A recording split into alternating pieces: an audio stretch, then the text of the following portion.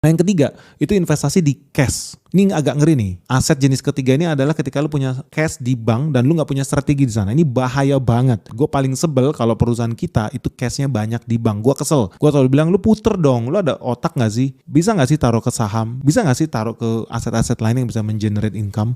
Kenapa? Karena lu sering anggap ya uang tunai itu aman guys. Tapi itu hanya aman kalau lu bisa tahu cara pakainya dengan benar. Tapi lu bayangin banyak orang itu duit cashnya nganggur. DPK nih kalau di bank nih, dana pihak ketiga nih. Dan ini duit nganggur di dompet lu, di ATM lu, itu adalah duit cash, aset yang bakal mati, pelan-pelan mati. Kenapa? Karena ada namanya inflasi. Inflasi 3% artinya duitnya setiap dia mampir di dompet lu minus 3%, minus 3%, minus 3%, mati, habis. Bahaya nih.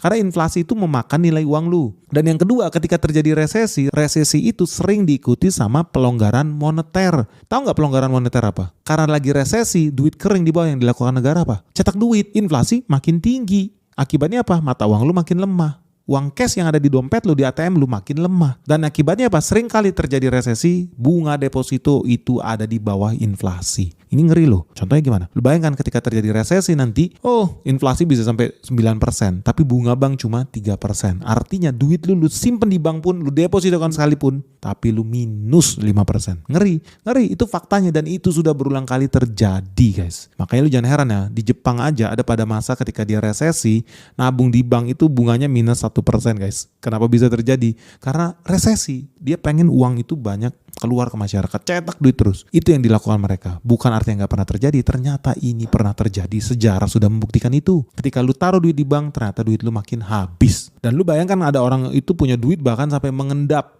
bertahun-tahun di tabungan.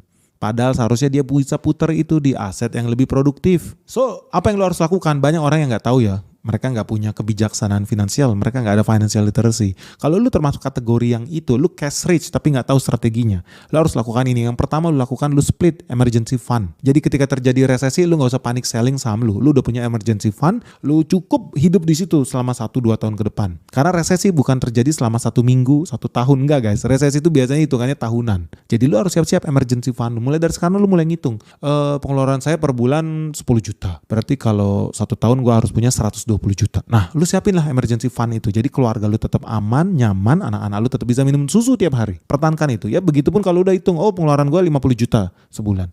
Berarti setahun gue butuh 600 juta. Itulah emergency fund lu. Lu siapkan itu. Terus yang kedua, kalau lu udah punya emergency fund, lu harus taruh juga, puter duit lu. Ya kalau lu orangnya safe banget, beli SBN, beli sukuk, beli ori, taruh duit lu di money market fund supaya duit lu bisa bekerja menghasilkan duit lagi buat lu. Jangan pasif, diem di ATM, diem di bank, bahkan ada orang simpen duit di bawah bantal kasur tempat tidurnya. Bisa jadi karena hasil korupsi guys.